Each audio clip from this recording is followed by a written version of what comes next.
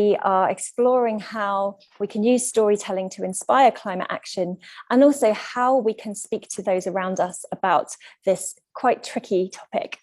So I'm going to welcome our speakers. So we've got Loukas, JoAnna and Radhika. And I want to start off with you, Loukas, actually. I'm going to ask you a few questions about your work and about the stories that you tend to tell.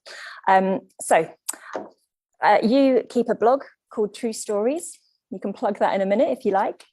And on your website, it says, the worst feeling is to be told there is an emergency and to look around and see everyone sitting still, ignoring it. So how do you feel you can make a difference, or how do you make a difference with the work that you do and with your writing? Thank you very much. It's great to be here. And hello, everybody.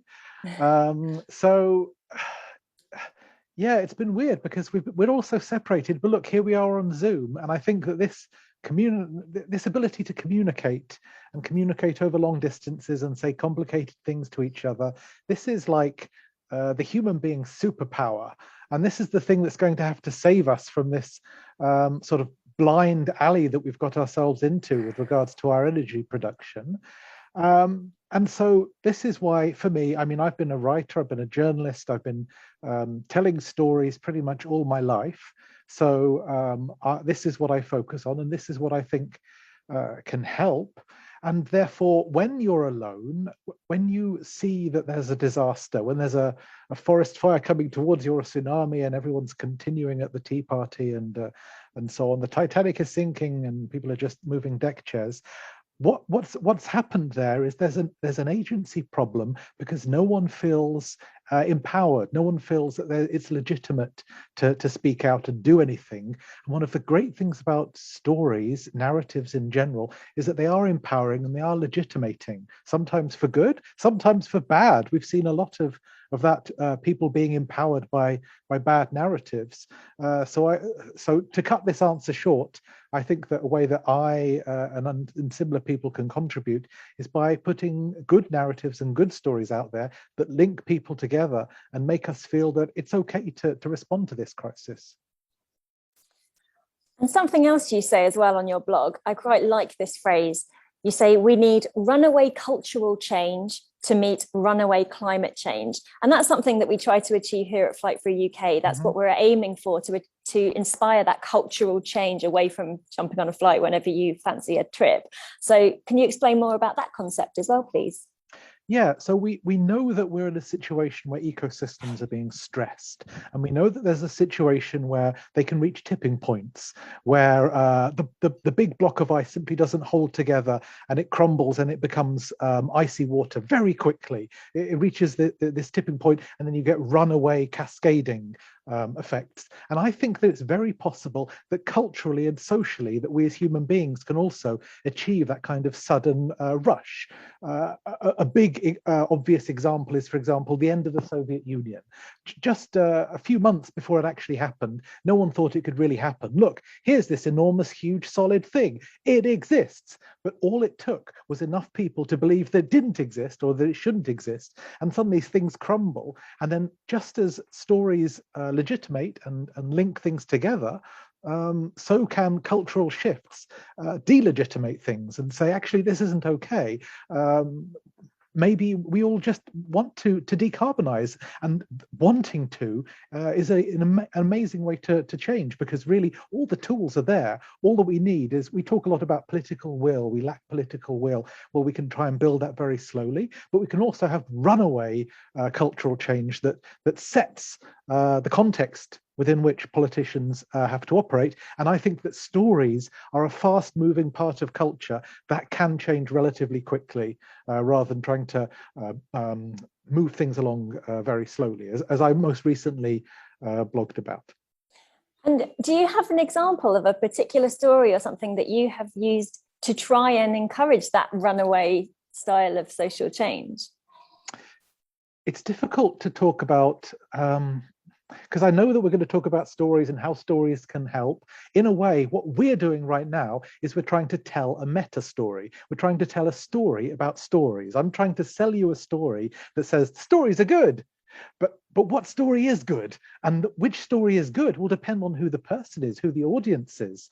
So in a way, I don't want to say what the best story is for you or for your family or for your friends, but I believe that there's always going to be a way to get at people, but it depends on people's cultural reference. There's no point me telling a story about we should be like the people in Lord of the Rings, and someone says, "Oh, what's Lord of the Rings?" That doesn't work. It has to be a reflexive situation. To cut that answer short. Now, something that really fascinates me. So you live in Stockholm in Sweden.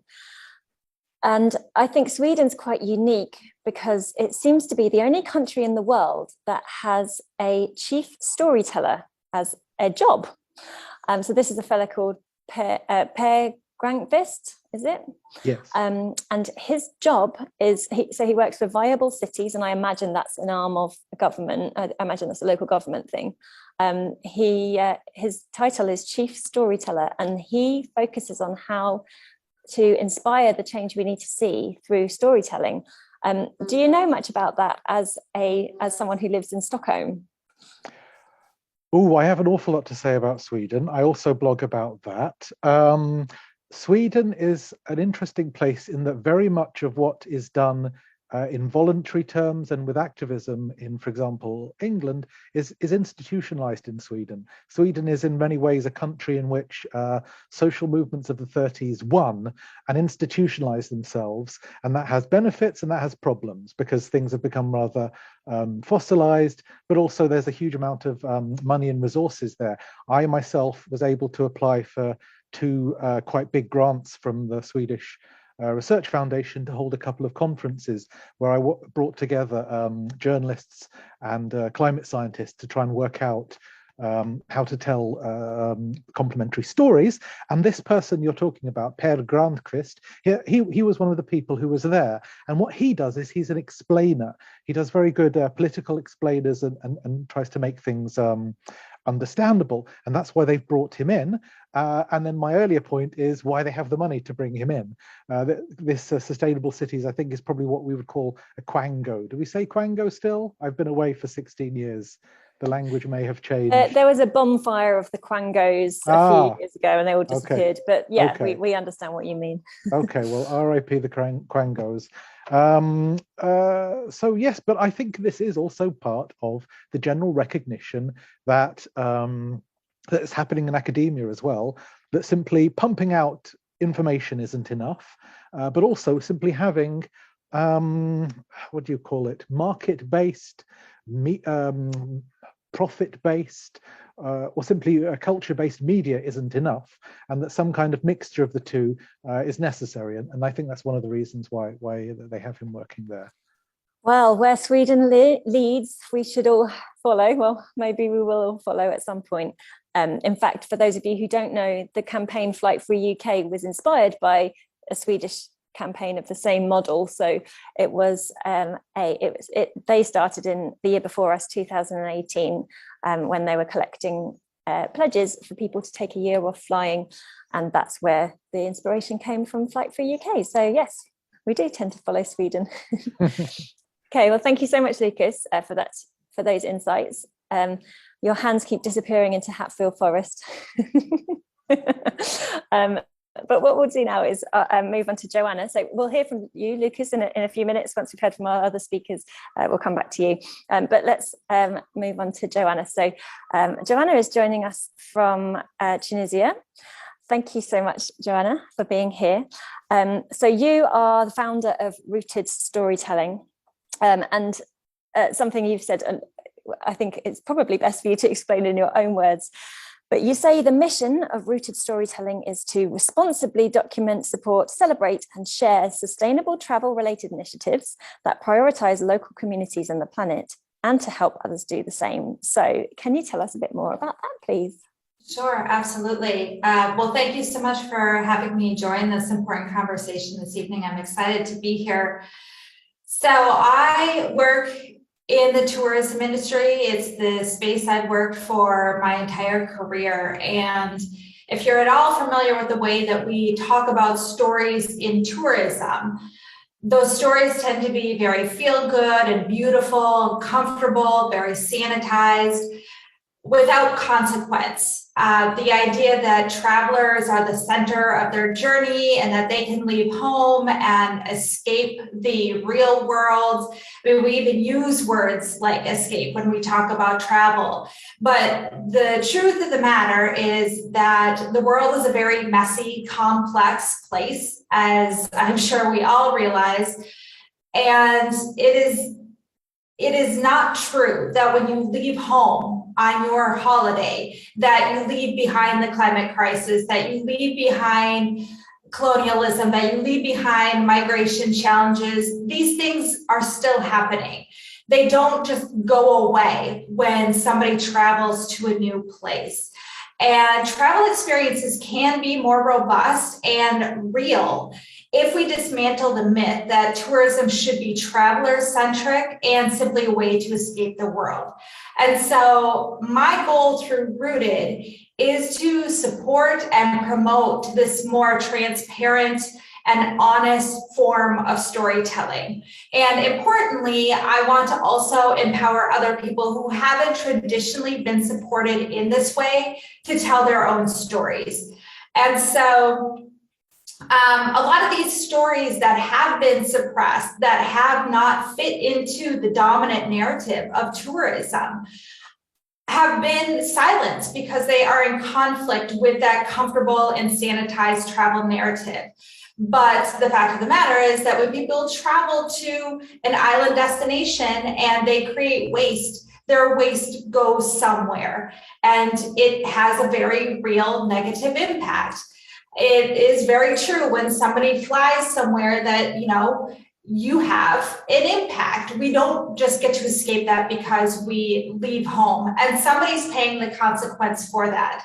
And these very real lived experiences that people have are very legitimate. And we need to be hearing about their stories. And the people who are in the communities that we visit are the people who are oftentimes dealing with the consequences of travelers who have been part of this myth, if you will.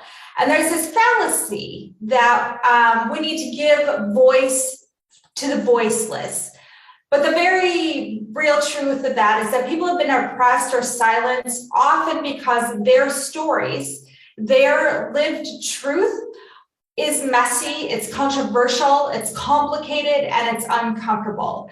And so to this front, what I do through Rooted is actually a lot of consulting work with destinations, tour operators, and other travel companies, and other sustainability focused companies to rethink the common storytelling practices that we have in place in the tourism industry, and to help the tourism industry and those working in it put practices into place that are more responsible, inclusive, and transparent.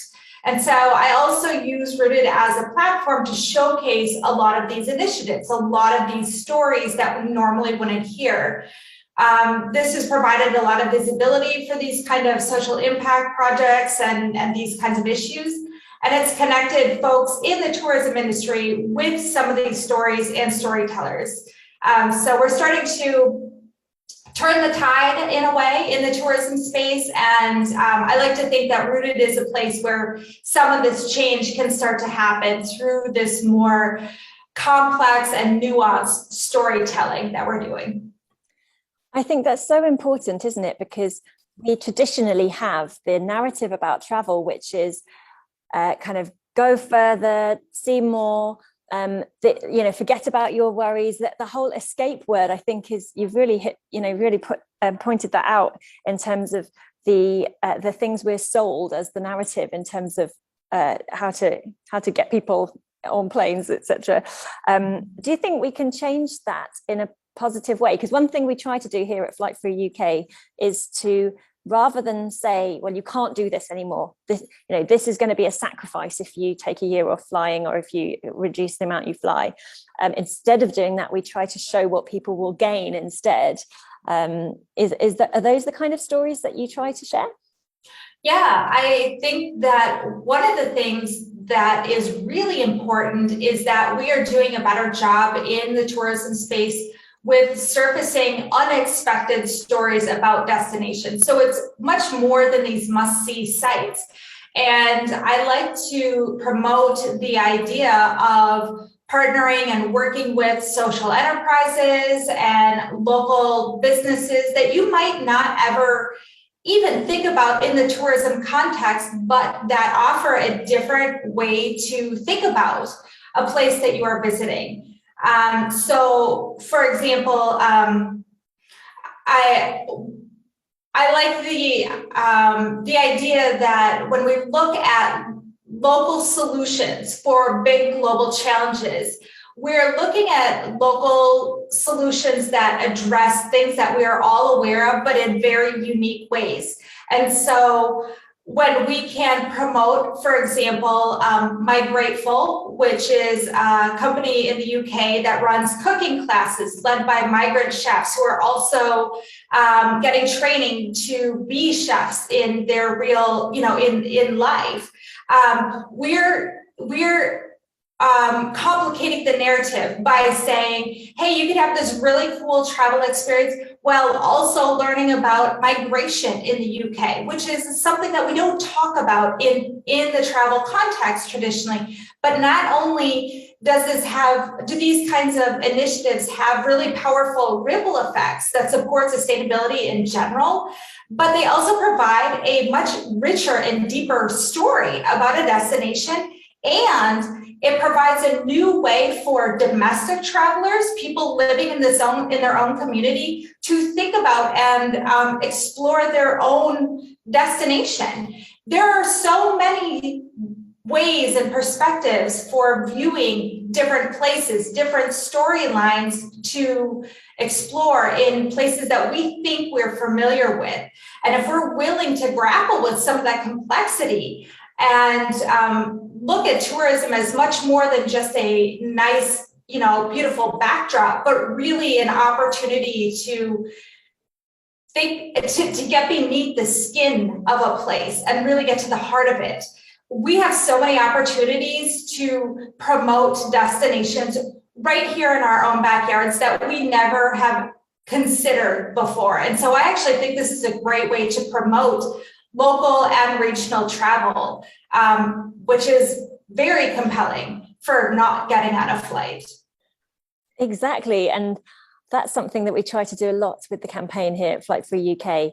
It's not only talking about international flight free travel, so the places you can get to by coach or train or ferry.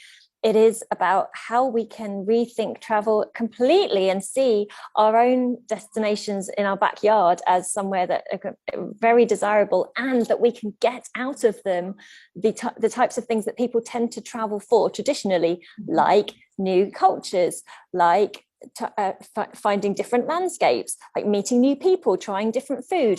And I'll tell you, the variety of food we have here in the UK is fantastic. I think that's such a important point and something to remember very much.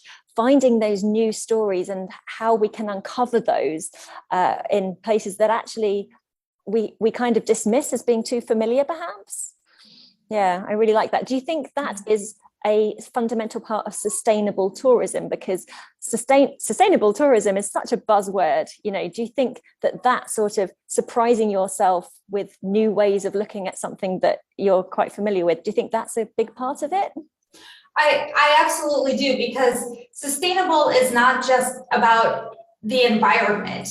Sustainability, especially when we talk about sustainable tourism, this is about centering local communities and providing appropriate financial support and encouraging travelers to make thoughtful decisions that positively address the environmental and social and cultural challenges that are facing our communities. So this is essentially about minimizing those negative, harmful impacts and maximizing positive impacts environmentally, financially, socially, culturally. So it's not only about the environment. This is a holistic picture that we're looking at here. And when we talk about, I'm sure that you've heard this term regeneration, we're starting to see the idea of regeneration.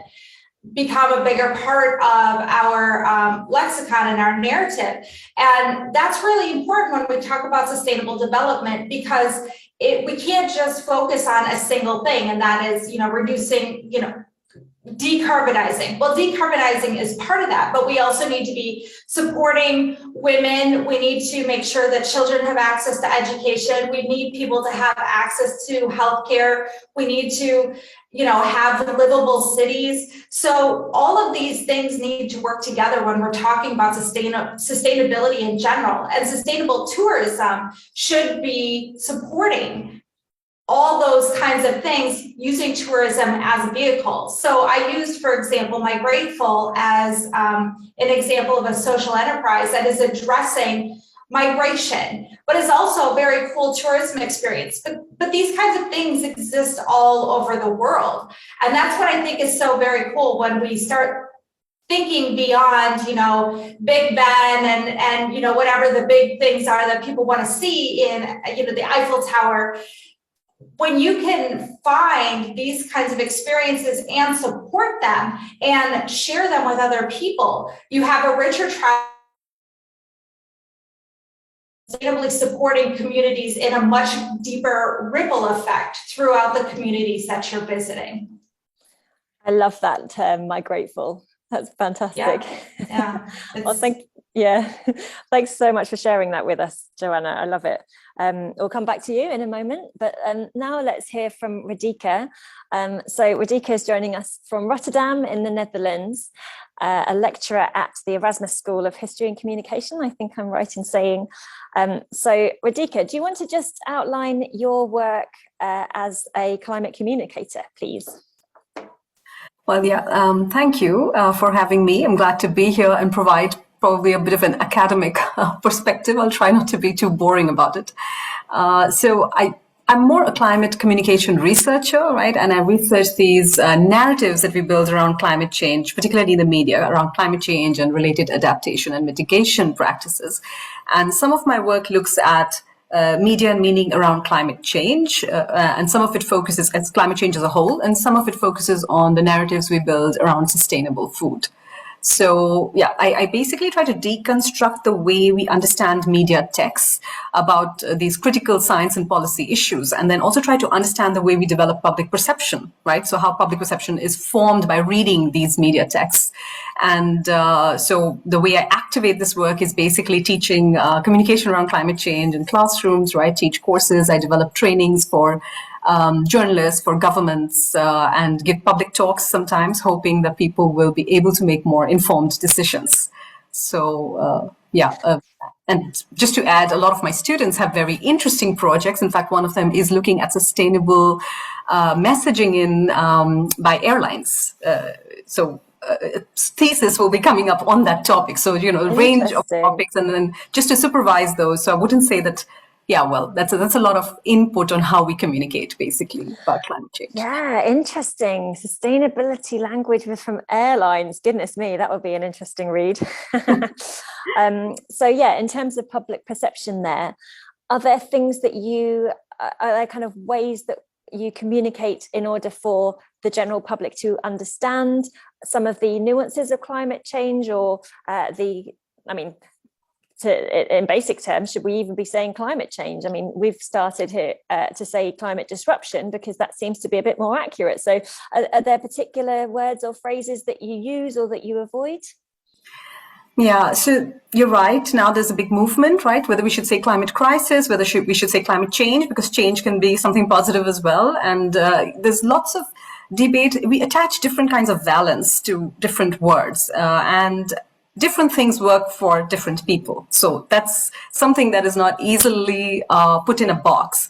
But let me state at the outset that I think transparency, right? The language should basically instill trust through transparency.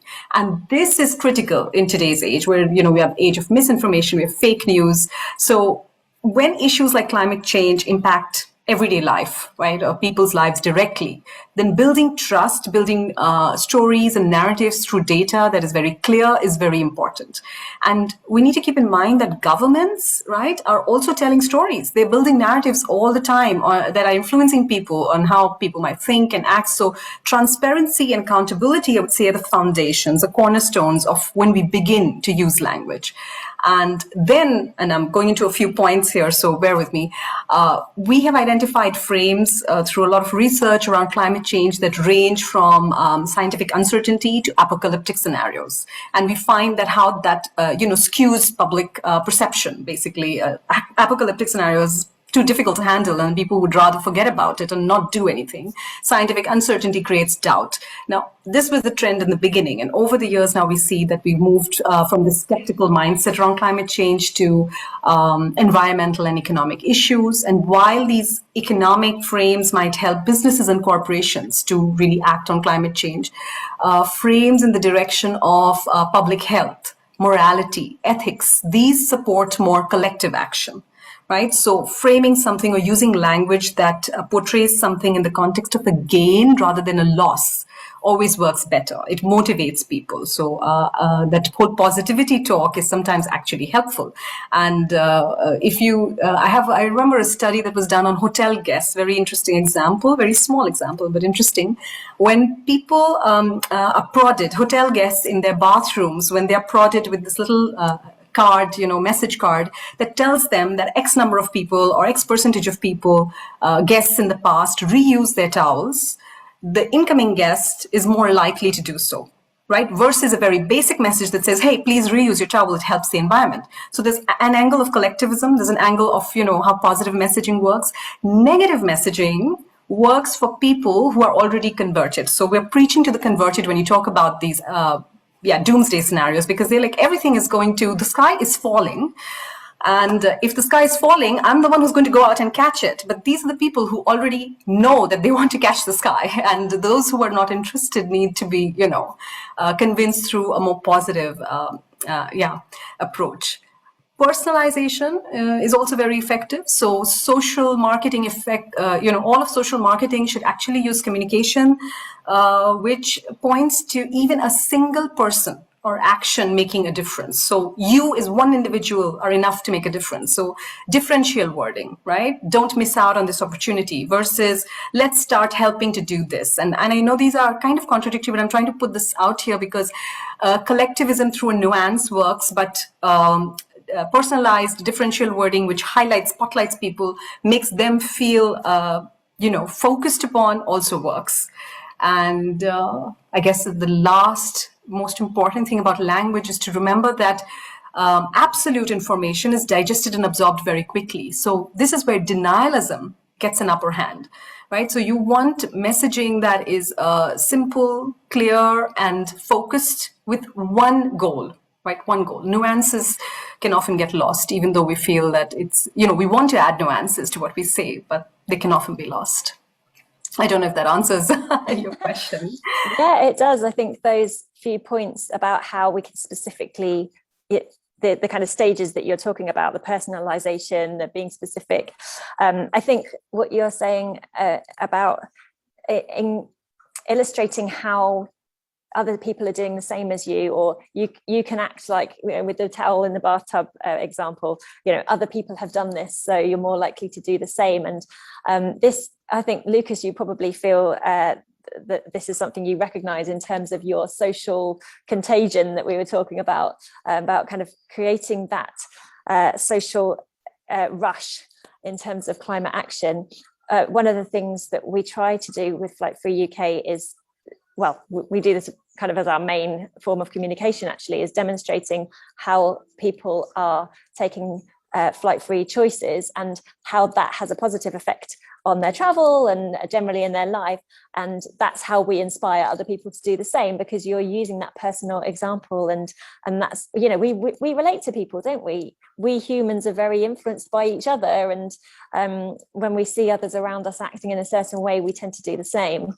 That's one of the that's what Can I makes it just hard. add- Yes, sorry, go on. Can I just add that when you're talking about consumption practices, when there is an element of pleasure, this is pleasurable for me. So this idea of hedonism, but from the angle, from turning hedonism on its head. I'm hedonistic about the simple, natural pleasures that I receive and want to give myself. So everything, this idea of being just in a lovely little bathtub with the, nice smells and sights and sounds surrounding you. It's a very simple pleasure which doesn't take anything away. So walking on grass, and this whole thing about avoiding flights, because now I have the pleasure of exploring these places, this countryside, everything on my own terms with my entire sense and being, feeling of being present and really absorbing it. So it's a hedonistic pleasure. If you frame it like that, it's right, wonderful. Fantastic. I think that's probably what you were talking about as well, JoAnna, with the kind of with that language that we are given, and we are encouraged to take our flights and take our long distance travel with this compelling language. That's the kind of language we need to apply to just the simple pleasure of walking on grass barefoot, which we can all do here in the UK. Thank you, Radhika. That's wonderful. I want to ask you one more thing, and this is something I noticed on your Twitter feed, actually, something that you had highlighted, which is a quote from Martin Luther King. So slight change here from what you were just talking about, but my question is, what do you make of the claim that smart communication on climate change can benefit from humour? And the quote from Martin Luther King is, "Humour is most important in getting at truth, getting people to understand, and often to rise above the despair that can surround them." And he, of course, was talking about the racial difficulties in the US, but we can apply that to social struggles and racism and also climate. Yeah. Absolutely. I think that's such an important and very, very relevant for today's times, because we do live in times of despair and it's easy to get bogged down and burdened by it. So humor and comedy support how we cope and survive through tough times, right? It's difficult issues, difficult times can be lightened with this levity and make things easy to say, make things easy to bear. Sometimes even in relationships, you notice you can say something which sounds oblique but has a very real meaning, and you can get away with it, right? Because there's humor there. So what humor does is it activates awareness. It sends heightened awareness because you are forced to notice something with that, with that joke, with the impact of humorous argument or line or delivery, right? Or a stand-up situation. And it activates feelings and emotions. It helps to provide these different forms of engagement. It's such a different form of engagement that you can use when you want to solve problems or, just learn new things. It just helps with new knowledge formation without these barriers. When you're listening to a stand-up comic, you don't have these barriers. You're just taking it in, and humor does that. So, actually, irony and sarcasm work very well too. I don't know how many of you have heard of The Onion. This is American, this magazine, digital media, which is highly sarcastic. And so there was a study done which found that one-sided messages, which use irony, in the case of The Onion, that derided those who didn't believe in climate change, right? People who said climate change is a hoax. So there was some irony, messages used in an ironical way, but one-sided, helped raise certainty and also helped increase the perceived risk of climate change amongst those people who didn't consider climate change to be very important at all. So, so using comedy, using irony, using sarcasm, not all of this in your home situation, I think, maybe not irony and sarcasm, but it helps bridge different levels and planes at which people exist, their different thought processes. It breaks down these divisions, right, of power and class.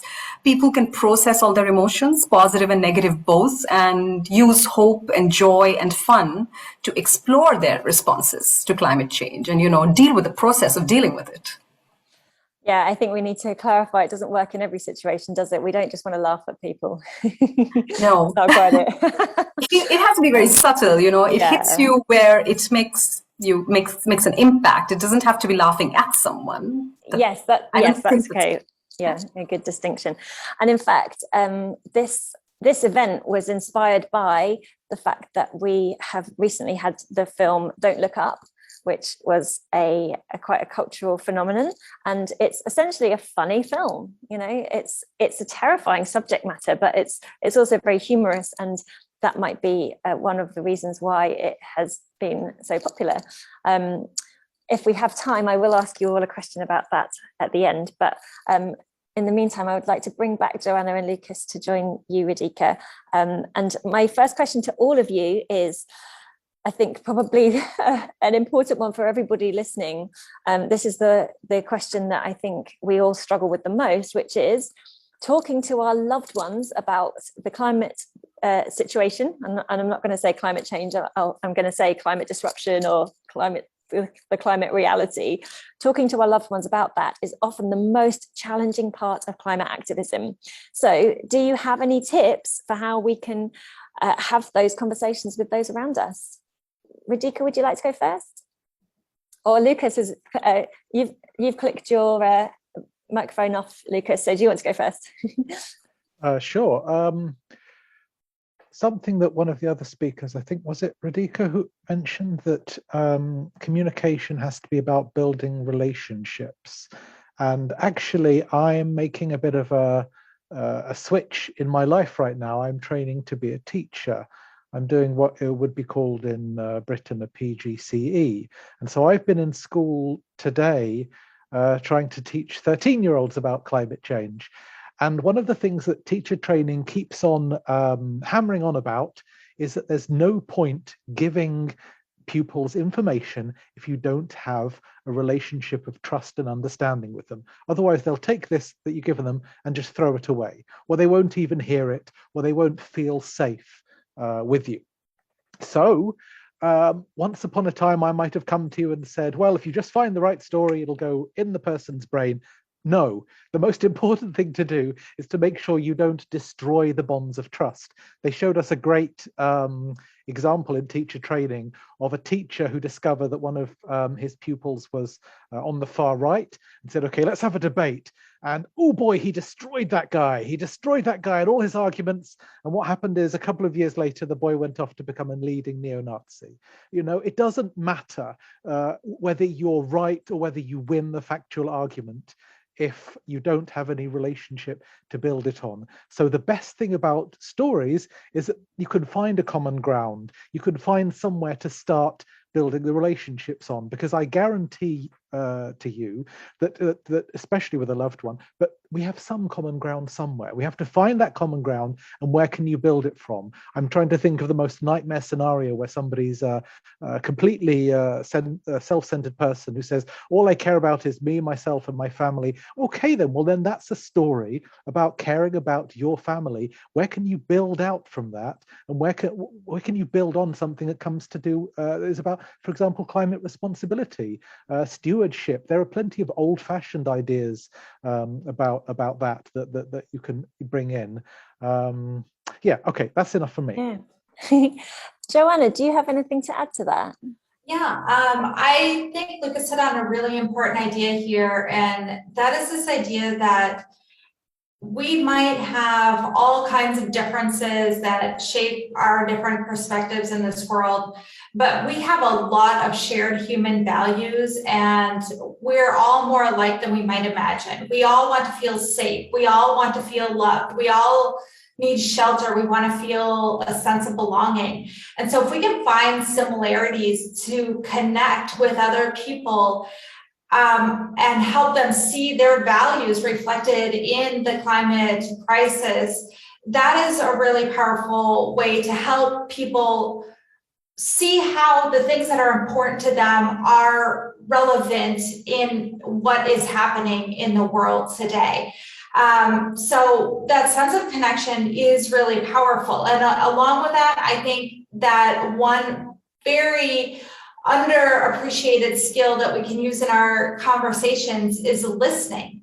We are always so concerned about what we're going to say next and how we're going to respond to something that we don't take the time often to just listen and give people the space to work through the complex things that they might be thinking. And it's okay to sit in silence, because we're dealing with a multi-pronged beast here. It is not something that can be resolved in a single conversation. There are a lot of different things tied up with that. And so if we can give the space to these conversations that is very much deserved and needed, then that's a good first step. And part of that is just giving silence and listening and letting people explore all those very complex thoughts that are coming up as a result of this. The last thing I would suggest is that we really need to meet people where they're at. And I love the comments earlier about humor. Some people really resonate with humor, and if you know your loved ones, you know what they're going to respond to. If humor is their jam, go for it. If they are academic and need data, use data. If they're not data people, don't use data. We don't want to be throwing buzzwords toward people who don't understand what we're talking about. Meet people where they're at. Read your audience. And even if that audience is your parents or your, tough uncle who just doesn't want to talk about anything controversial. We have a whole bunch of storytelling tools in our toolkit that we can use. And, you know your audience best. And so read the room and give the space for that person for this difficult conversation. I think that's a really good point about listening, because people want to be heard. Of course, we all want to be heard. And if we can show someone that they're heard, even if we don't necessarily agree with them, then that opens up that space that then can come into, can lead to those conversations that we need to have, Yeah. And I would also say, because we don't always know what to say, we don't always have the answer either. And so if somebody brings up an issue related to the climate emergency that you don't know the answer to, that's okay to say that. Gee, that's a really interesting point. I hadn't thought about that. Where can we learn more about that together? None of us has all the answers. And it's okay to feel confused and overwhelmed. And we need to accept and respect that that's how other people are feeling too. Yeah, absolutely. I think it is so challenging, isn't it? Especially talking to those around you. And I think one thing from my experience is that I'm often reassured by realizing that the things I talk about does resonate with my friends, even if on the surface it doesn't seem to. So, we all have friends who are frequent flyers. We all have friends who care about climate change, but perhaps don't act on it. And it's the most easy thing in the world to get frustrated with them. But to just be patient and be nice. And though the things that you say will sink in, especially if you relate it to your own actions. So from my point of view, it's, well, I'm not going to come to that hen night because I don't fly because of the climate. The other people in the group will still go on the hen night, but they might well be considering the next one. They might not fly for the next time. So, for example, that's just, it gets the conversation out there and it gets people thinking about it without being judgmental or without saying, I don't think you should go, kind of thing. Yeah. But this does lead me on to the next question, which is, sometimes we don't have time for that nicey approach because this is really urgent. So how do we communicate the urgency without scaring people off? Who wants to take that one first? Radhika, shall I come to you? Oh, JoAnna, sorry. Okay, Radhika first and then JoAnna. No, maybe JoAnna has something to say. I was actually going to just resonate with her on the idea of listening, because that's something I was going to say, and having a lot of empathy as you speak to people. But yeah, thinking about scary stuff. Maybe JoAnna, you go first. I'm thinking about this one. How do you communicate urgency? So I call myself a solutions advocate, because I really think that is where our opportunity comes with addressing what we're facing right now. When we dwell on problems, we're only revealing more problems, and we end up in this spiral of fatalism. But this is why I'm such a big advocate of focusing on solutions, because this often unveils more solutions and possibilities, which kindles a feeling of hope and optimism in people, and a sense of self-efficacy about today and what they can do right now. So there is a lot of action taking place in this moment, and that's why I am a big advocate for highlighting solutions and talking about solutions, because we might not be able to use this exact solution in this particular scenario that we're standing in, because hyper-localized solutions are local for a reason, but they can provide the spark for ideas and innovation and action that we can take customized to our own situation. And so I'm a big believer in hope and optimism, and I think a big way of seeding that and getting and encouraging people to take action today and right now is by talking about solutions rather than continuing to dwell on, the doomsday problems. Radhika, anything to add? Yep. Yes, actually, I think this whole idea of urgency is something that people only realize for themselves, right? And this, how do you make people realize something for themselves? You relate it to their present situation. I find that, for example, with food habits, right? You have, people are rarely interested in changing time-tested, long-drawn, habits and food habits. So if you talk about health, maybe somebody has issues with their liver, with their heart, with some other things, and then you try to relate it. And I think a lot of life coaches, health food advocates are doing this, but maybe that's a good way to help them shift to, say, more plant-based diets, therefore helping climate change. It doesn't have to be, the narrative doesn't have to have the heading climate change on top. It just has to be a solution-oriented approach that provides a solution for that person's personal situation in life, and it's also good for the environment because it's so interlinked. You cannot de-link or divorce, air pollution from climate change. You cannot divorce unsustainable, poor food consumption and related health issues, and so many small things with climate change. So possibly meeting people where they are at. I also think we are our best advertisement. So, maybe this is not really an urgency situation, but you are the solution. And if you present yourself as a solution in a happy, joyful way, not a cribbing climate fanatic who is, just making these changes, and you people are so bad because you're not making those changes. Look at me, I'm perfect. No, but, consistently over the long term, following the path, walking the talk, and not saying anything about it, I think always has a very big impact. People observe you, they know you, and then they start to shift, even if in degrees. We must remember the changes that we want to see will not be absolute. They will not be at the level that we want them to be, but they will be at somebody's level that person has, climbed up to with great effort. So it's also about that. And the third thing is children. I think educating children, I've seen so many kids go back home and tell their moms, I'm not putting plastic wrapping on my sandwich. I don't want this foil. I don't want this cling film. And the mothers have to obey because they're kids. Kids are our best solution. They will tell their parents exactly what they want and don't want. And if we teach them well enough what, sustainable practices are all about, the family will follow suit eventually. I think children see things very simplistically, but in a good way. So yeah, it's kind of like, well, why can't we solve climate change? It's easy. You just do this, this, and this.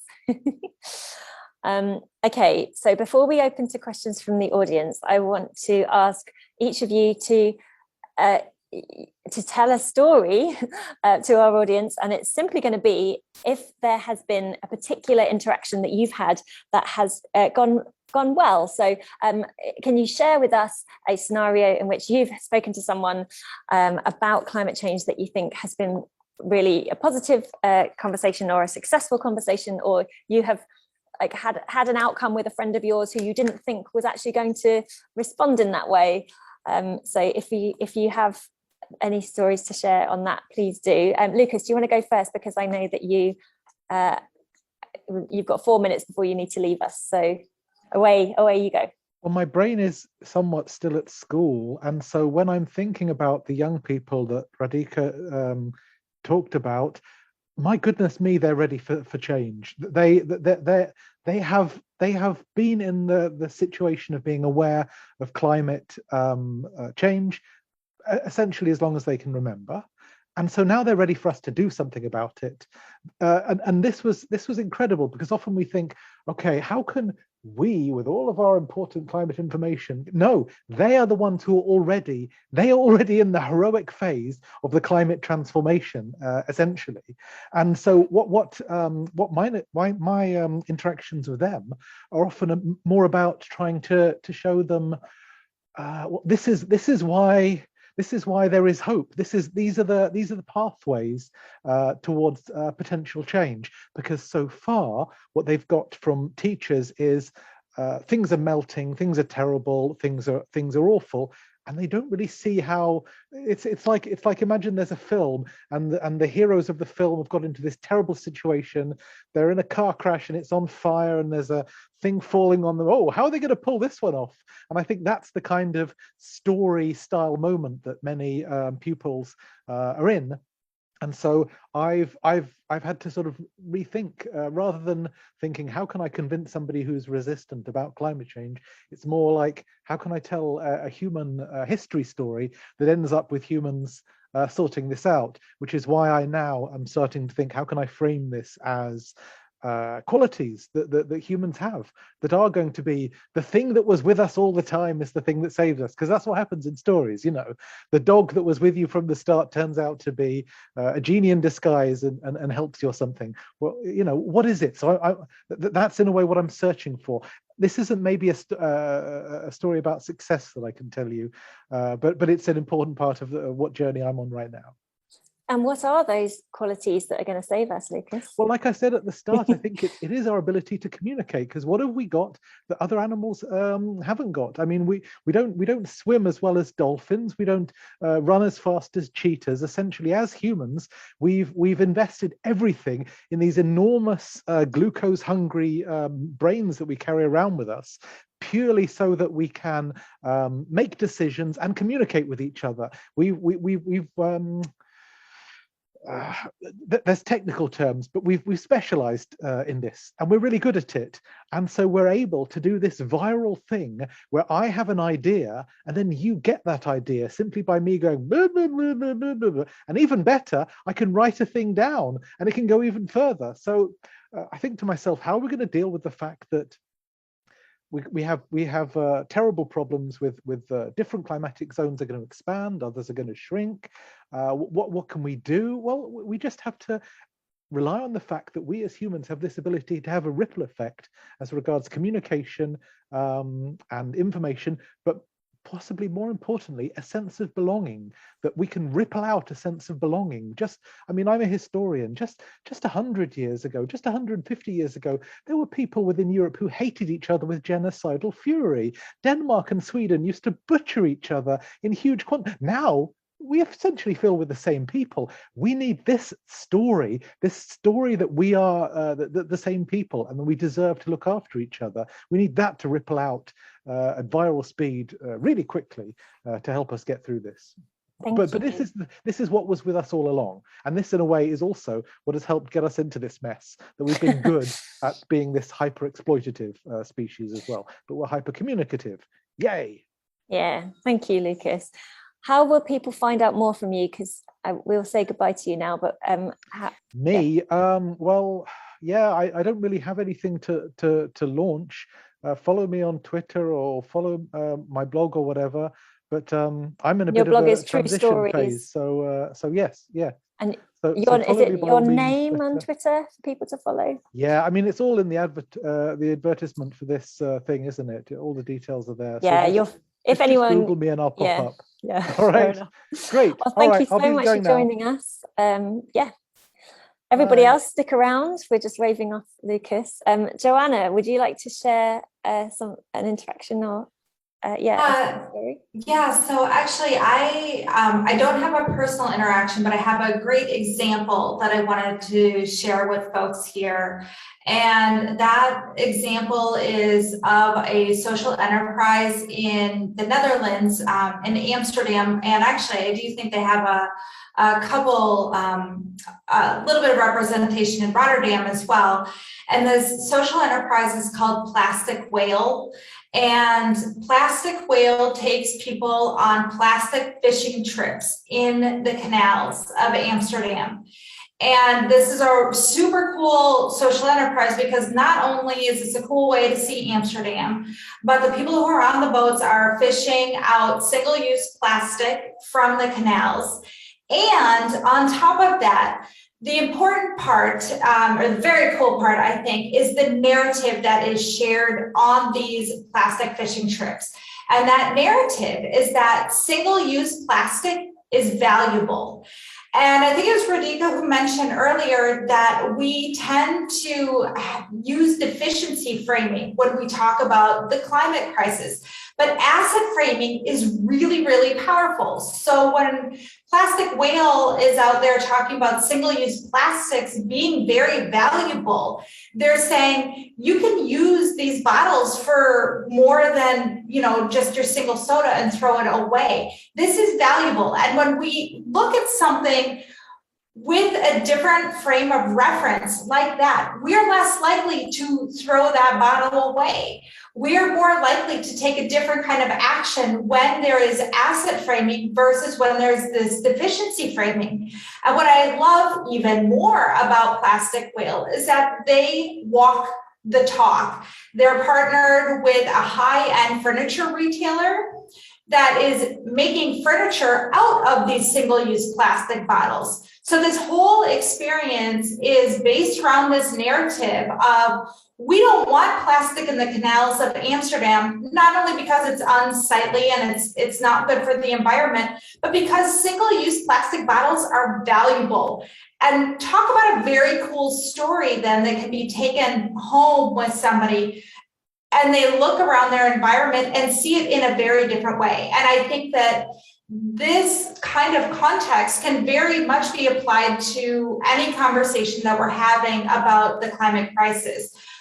If we think about the way we approach these conversations, not from a doomsday deficiency narrative, but from an asset framing opportunity, that's really powerful. And so, yeah, I think that is a far more powerful example that I can share here than any specific conversation that I've had. That's a lovely example. Thank you, JoAnna. Radhika, do you have one more? Do you have something to add?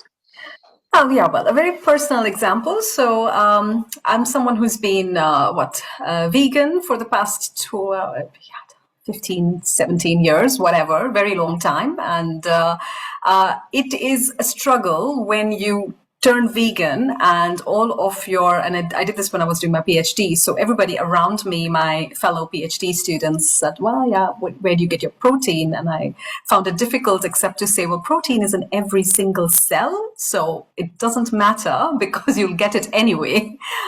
You don't have to cut up a cow to get it. And basically, with the family, that is always, a difficult conversation to have. And I went through these stages of saying, citing a lot of data, information, using the ethics card, playing on emotions. And it doesn't really work because people get affronted, they feel confronted. And over the years, what I've realized is that simply by just, doing and being and slowly nudging by saying this tastes really good. So you do your own baking, you bring it to, a family party and nobody knows that it's vegan. That works, right? So it's, I felt like there were initially this idea when we start working for climate change in our own personal little ways, we become quite aggressive about it because we are not sure how to explain to people. But slowly we become softer, right, about what we're doing, and that kind of works, and it grows on people. So with my own family, it's been, my brother and sister-in-law think I always have thought of me as this weirdo, right? You've all come across that if you're into climate change, this weird person who does these strange things and will not do the normal things that people do. But slowly, they may not be as focused on climate action, but I find acceptance, and that's a very big thing. And with your parents, my parents, they have, they've really accepted, absorbed, and in fact changed the way they eat most of the time. I've seen there's a very, very big shift in how they eat, simply because when I'm with them, and then when I'm with them, they eat a different way, because nobody's going to cook for 3 people in 3 different ways, right? And then when I'm gone, it stays because it's just better, nourishing, and healthier. So I think that's my story in that sense. That's a good parallel to draw with food. Thank you, Radhika. Okay, we have just less than 10 minutes left, so I'll hand over to Lou now from our team, who will field any questions that have come in for Radhika and JoAnna now. If anyone's got any questions they would like to ask, please do. Over to you, Lou. Hello. Well, this chat has been nice and active. We've Radhika and JoAnna have actually been very proactive in answering a lot of them as we go. I just wondered if perhaps, JoAnna, you could touch on what you responded and talk about how we can tell if the agencies offering eco-friendly, sustainable travel are truly sustainable, and how we can sort of filter out the myths and the greenwashing, and which ones are really selling us the truth. Yeah, I mean, the struggle is real. Greenwashing is everywhere. What I would say is that transparency is key. So I had mentioned in the chat here that a growing number of tour operators are publishing carbon labels with their tours, which is fantastic. There are several organizations that are actively invested in rewilding initiatives, for example. So the ones that are very clear on what they're doing and who that is benefiting, and are willing to both share that information and talk about where they're coming up short, is really important. And I realize that it takes work to, work through all of this, but it is important. And part of the reason why it is important to do that kind of research is because we need to hold the tourism industry accountable. We need to support those companies that are doing a good job. So you have the right to ask hard questions. You have the right to ask about supply chains and where they're sourcing their food from, and if they're doing, any sort of carbon offsetting program or carbon removal program, what specifically are they funding? How are they, what kind of transportation are they using? As a traveler, you have the right to ask those questions. Like I said, a growing number of companies are publishing that information online, but if it's a wash in just buzzwords and you don't know what it's saying, either get clarity or probably it is a lot of greenwashing. There is one certification program, it's GSTC, which is the Global Sustainable Travel Council, which is very much considered like the sustainability certification program.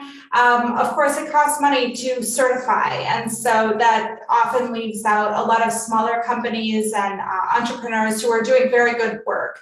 So don't limit yourself to just good certification programs, but do know that GSTC is a legitimate way to tell if a company is appropriately sustainably certified. But I would just say, you're a conscious consumer. Ask the questions that you would ask of any product or any kind of service that you would demand appropriate action from. Brilliant, thank you. I also have seen we've got a question come through from Simon, thank you, who says, what do you think about carbon offsetting? So I'll offer that up to both of you.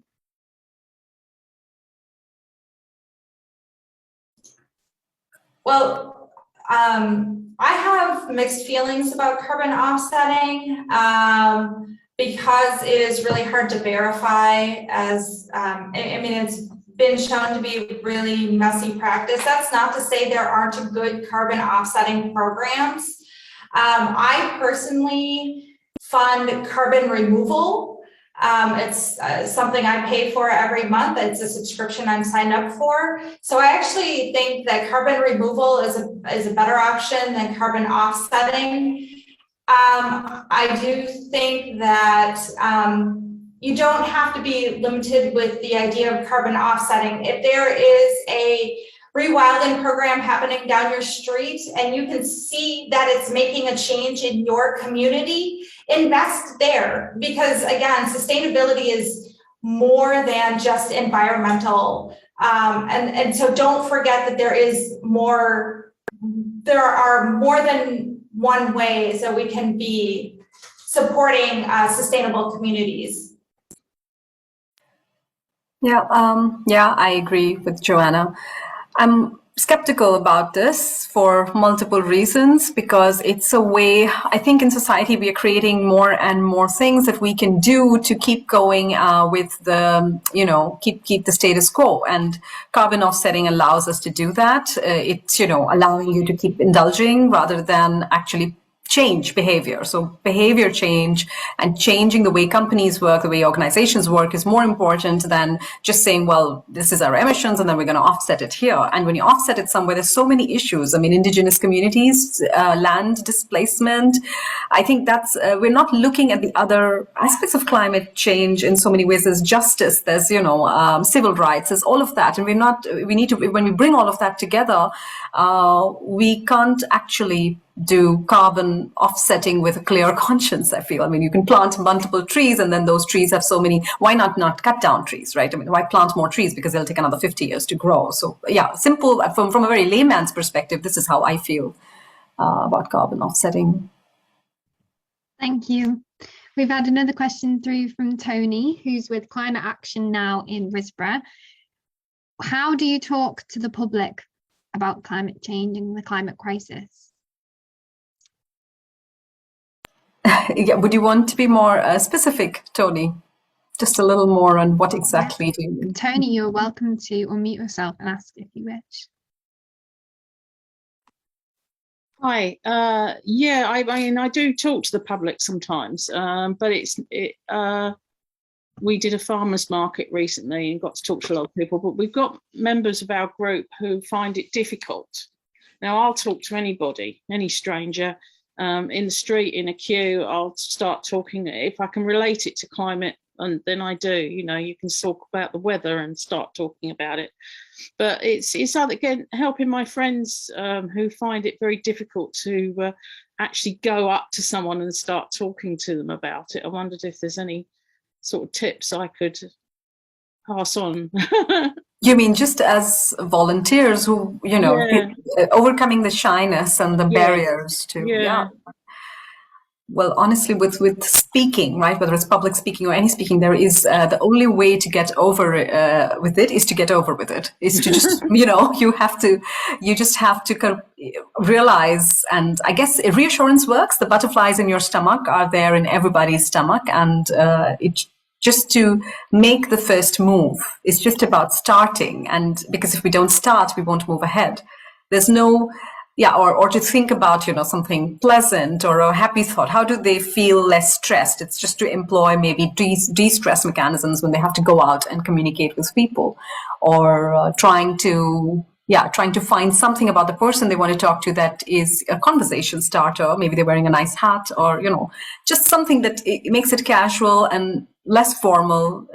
So speaking is easy because we all speak, we all chat, but maybe we feel like this is a topic and I have to then perform. And So Tony, we have a guide, Sunita's just put it in the comments, we have a guide on how to have climate communications, which might be very useful for your volunteers. All right, I'll write that down. Yeah, just one tip, and it's actually, that's linked on our website from the downloads page.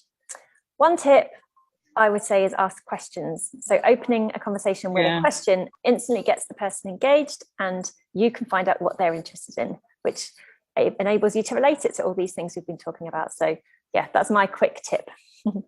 Yeah, I do that. It's trying to engage, to explain it to someone else what you do. I used to work in a school, so I know how to engage children. It's a bit different with adults sometimes. But thanks, that'll be helpful. I I think the key word there is conversation. Again, Anna had a great suggestion with asking questions and again, leaving space for listening. We don't want to talk at anybody. That creates a power dynamic that's not going to be helpful in communicating the things that we want to communicate. But if we can actually engage in a meaningful conversation that is, interesting and insightful and connects us with other people on a very human level, that's when we can have those conversations. That's when we start to actually have the opportunity to tackle these difficult subjects.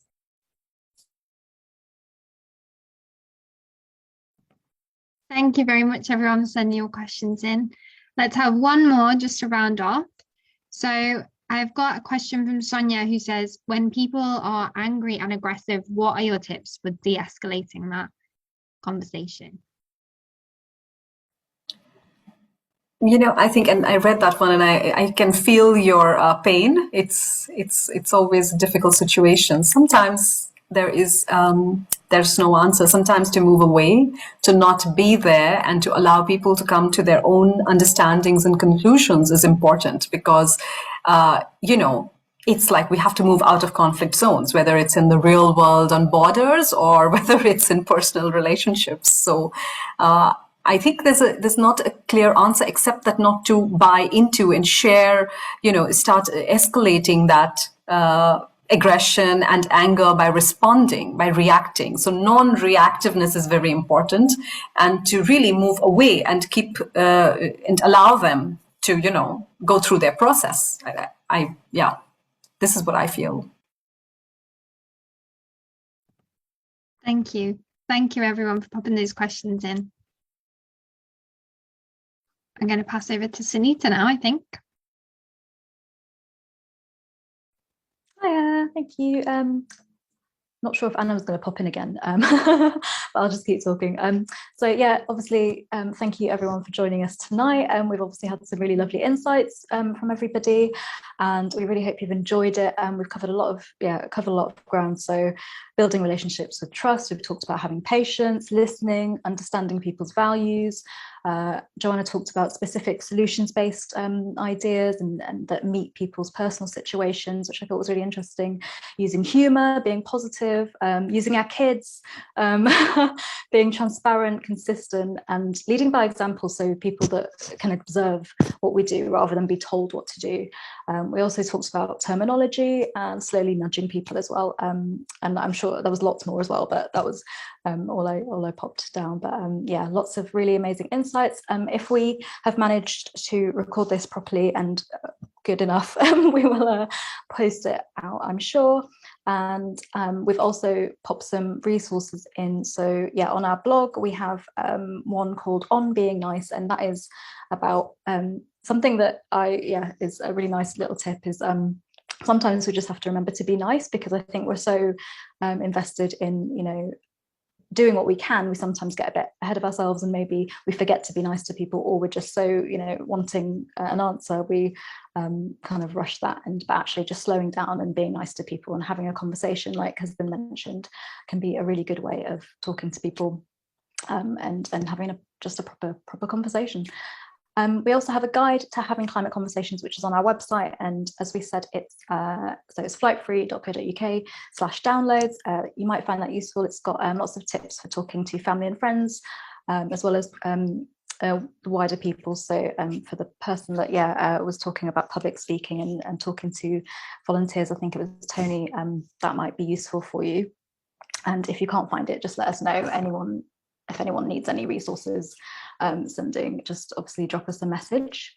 If you're interested in obviously seeing future events, you can subscribe on Eventbrite, and you can also follow us on our social media channels, because that is where we will obviously always post about if we're having an event.